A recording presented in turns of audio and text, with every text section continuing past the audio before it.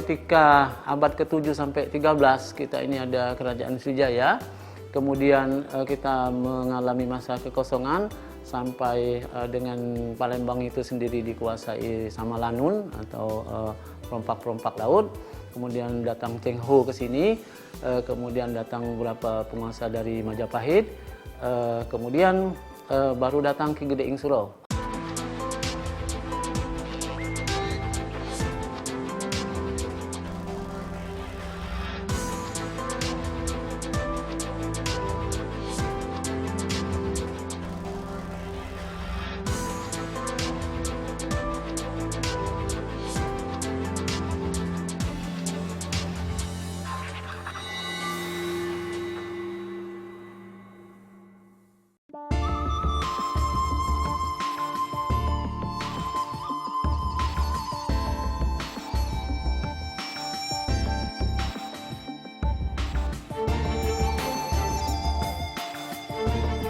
Palembang, Sumatera Selatan, identik dengan kuliner empek-empeknya. Saya makannya sering, soalnya sedap sih. Tapi kalau buat sendiri, sepertinya belum pernah deh. Kita belajar yuk. Sejarahnya, empek-empek mulai disajikan sebagai makanan sejak masuknya perantau Cina ke Palembang. Semasa dengan Sultan Mahmud Badarudin II berkuasa di Kesultanan Palembang Darussalam. Pada awalnya empek-empek terbuat dari ikan belida. Namun karena keberadaannya semakin langka dan mahal, belida kemudian diganti dengan ikan gabus yang lebih murah tapi tak kalah gurih. Konon, sekitar tahun 1617, ada seorang pria tua yang tinggal di tepian Sungai Musi yang biasa dipanggil Ape. Ape sendiri adalah sebutan untuk lelaki tua keturunan Cina. Ape prihatin melihat hasil tangkapan ikan nelayan Musi yang berlimpah namun tidak termanfaatkan. Ia lalu mencoba mengolahnya dengan mencampurkan daging ikan giling dengan tepung tapioka. Ternyata rasanya enak. Jenis makanan baru itu pun lalu dijual berkeliling. Pada saat berjualan, ia kerap dipanggil P. Ape oleh para pembeli. Makanan yang dijajakannya akhirnya dikenal dengan nama empek-empek atau pempek.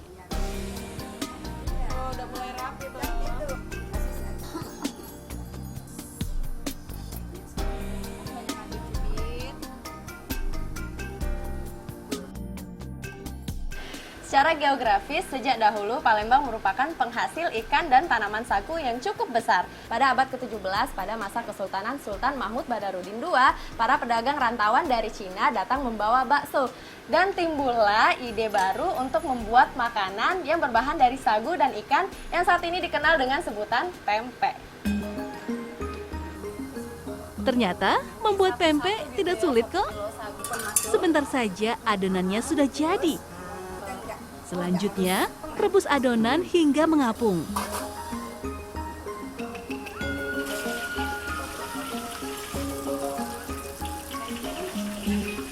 Lalu angkat dan tiriskan. Karena saya mau coba ya. Nah, menikmati pempek wajib hukumnya menggunakan cuko. Saus berwarna hitam kecoklatan yang terdiri dari campuran gula merah, udang ebi, cabai rawit, bawang putih, dan sedikit garam.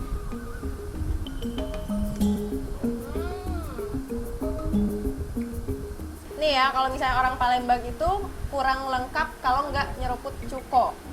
Nggak ngirup cuko ya. Nih, saya ngirup cuko. Nih kita makan pempek dulu. Kita hirup cukonya.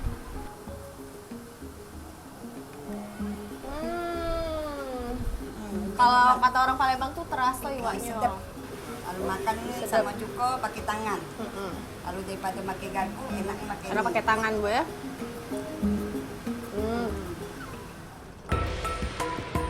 Palembang adalah kota tua yang diyakini pernah menjadi pusat kerajaan besar yang bernama Sriwijaya. Para pelaut Cina menjadi saksi bagaimana penduduk Sriwijaya hidup di rumah-rumah rakit tepian Musi tanpa dipungut pajak. Sementara para pemimpin dan pejabat kerajaannya bertempat tinggal di daratan dengan rumah-rumah yang bertiang kayu.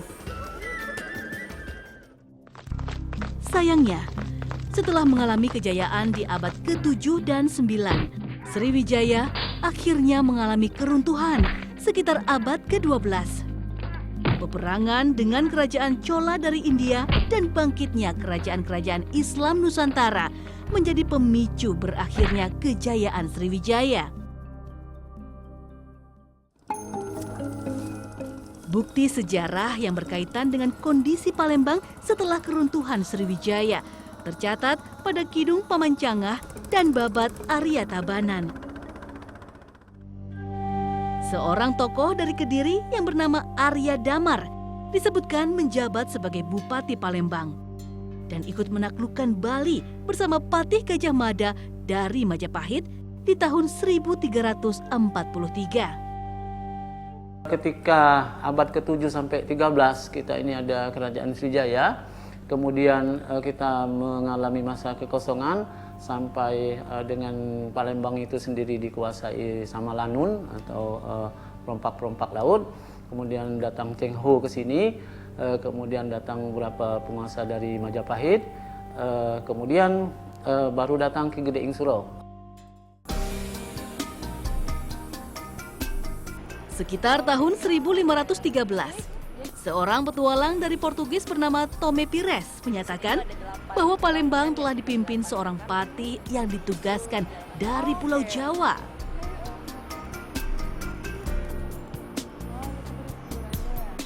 Pada awal abad ke-17, Palembang menjadi pusat pemerintahan kerajaan bernuansa Islam yang didirikan oleh Ki Gede Ing Suro, seorang bangsawan Kesultanan Demak yang melarikan diri ke Palembang akibat kemelut politik yang terjadi setelah wafatnya Sultan Trenggana. Pusat pemerintahannya berada di sekitar Kelurahan Dua Ilir dengan keratonnya yang disebut Kuto Gawang. Sayangnya, jejak peninggalan kerajaan yang didirikan Ki Gede Ing Suro kini sulit diidentifikasi karena sudah dibangun menjadi pabrik pupuk.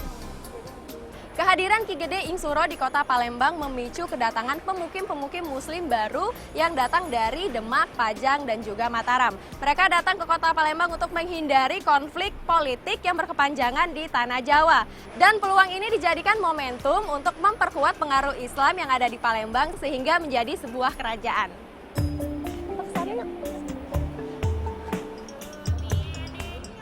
Makam Ki Gede Ing Suro berlokasi di Kelurahan Ilir 1, Kota Palembang. Berbentuk tumpukan batu bata, mirip dengan batur candi Pulau Jawa yang khas masa Majapahit. Dulunya atau sebelum menjadi pemakaman itu memang kompleks percandian masa kerajaan Sriwijaya. Nah, indikasinya apa? Itu masih terlihat di salah satu batur yang ada di situs Gede Ing Suro. Itu di bagian tengahnya ada struktur bangunan yang terbuat bukan dari bata, tapi dari batu-batu karang gitu. Ketersediaan lahan di sekitar kota Palembang memang terbatas karena dibangun di kawasan yang berdekatan dengan sungai. Tidak mengherankan jika bangunan suci masa Sriwijaya atau makam tokoh berpengaruh setelah masuknya Islam berlokasi sama di atas perbukitan.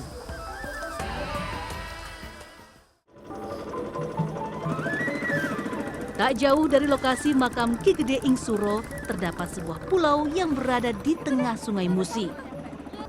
Namanya Pulau Kemaro. Uniknya, Pulau Kemaro tidak pernah tergenangi air, walaupun volume air di Sungai Musi sedang meningkat. Pulau Kemoro terkenal juga dengan kisah legenda sosok Putri Siti Fatimah. Konon, ada seorang pangeran dari Cina yang jatuh hati pada putri Palembang yang bernama Siti Fatimah. Sang pangeran lalu mengajak Putri Fatimah berkunjung ke Cina. Pulangnya, mereka diberi hadiah 7 guci berisi emas oleh orang tua sang pangeran. Sesampainya di muara Sungai Musi, sang pangeran ingin melihat emasnya. Sayang, hanya sawi asin yang dilihat dalam guci. Kecewa, sang pangeran lalu membuang guci-guci tersebut ke dalam sungai. Guci terakhir yang akan dibuang ternyata pecah di dek kapal. Isinya penuh emas.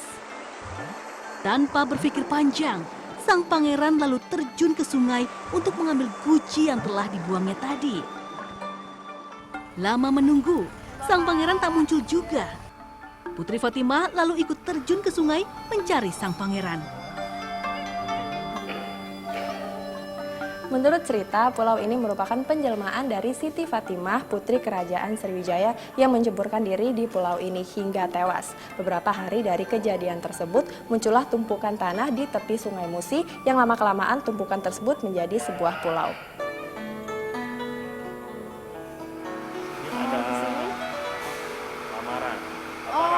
Ramalan. Untuk mengenang legenda Putri Fatimah, maka dibuatlah kelenteng yang di dalamnya terdapat gundukan tanah yang diyakini berkaitan dengan sosok Siti Fatimah.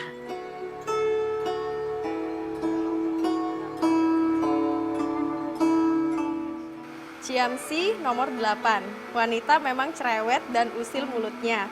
Sehari-hari umpat puji tak tahu diri. Jika engkau ingin lucu, terpilih, haruslah rukun, waspada, dan mawas diri.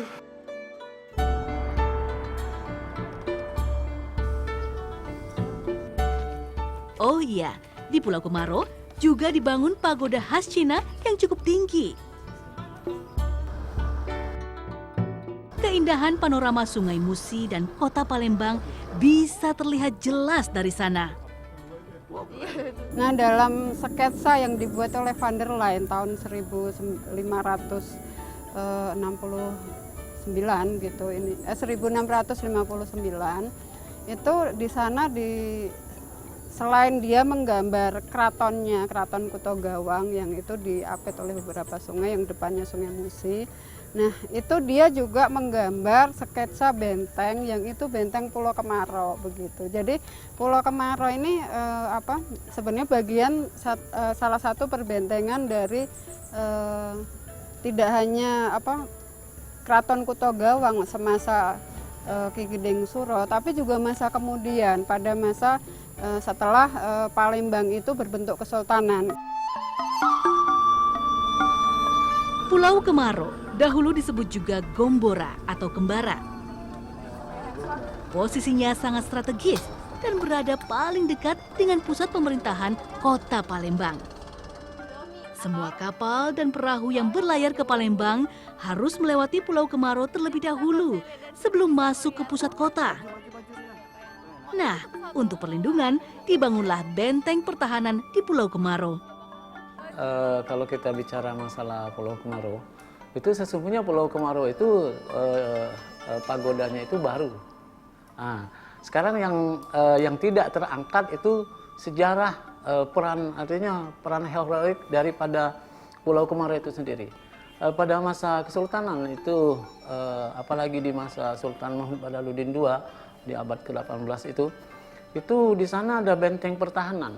Itu di sana ada benteng yang namanya benteng Tambak Bayo di sana. Itu cerucuknya itu dia kedalamannya sampai 25 meter dia ke dalam. Artinya kalau di sana jebol itu musuh baru bisa masuk ke sini. Peninggalan masa Kesultanan Palembang selanjutnya adalah Benteng Kuto Besak. Pendiriannya dirintis oleh Sultan Mahmud Badarudin I dan diselesaikan oleh penerusnya, Sultan Mahmud Bahauddin yang memerintah dari tahun 1776 sampai 1803. Sultan Mahmud Bahauddinlah yang berperan menjadikan Palembang sebagai pusat sastra agama di Nusantara. Pada bagian dalam benteng, dahulu berdiri Keraton Megah Kuto Besak sebagai tempat kediaman Sultan. Sayangnya, saat terjadi konflik dengan Belanda, keraton di bumi hanguskan. Ini Kak namanya Benteng Kuto Besak. Dulunya itu digunain untuk menjaga keraton. Tapi Tapi saat ini udah jadi kantor Kodam. Oh iya iya iya. Sekarang iya. masih berfungsi. Benteng Kuto Besak secara umum mengadopsi gaya arsitektur bangunan Perancis. Uniknya, benteng pertahanan ini dibangun menggunakan selfie yuk, bahan sini. baku batu kapur yang didatangkan langsung dari Kabupaten Ogan Komering Ilir. Sumpah celek. Keren ya. Secara spesifikasi, sistem pertahanan benteng Kuto Besak pada saat itu menunjukkan bahwa Sultan Mahmud Badarudin I telah memperhitungkan secara cermat tentang bagaimana cara melindungi pusat pemerintahannya. Dan dahulu benteng ini dikelilingi oleh sungai-sungai yang mengitarinya. Hal ini dibuat untuk melindungi keraton dari hal-hal yang tidak diinginkan, seperti penyerangan mendadak terhadap keraton. Jadi memang ya sejarah yang katakanlah yang membuat penguasa-penguasa kesultanan waktu itu berpikir untuk membuat pertahanan yang jauh lebih kuat dengan sistem perbentengan yang tidak hanya satu di dalam keraton tapi juga yang di tempat lainnya.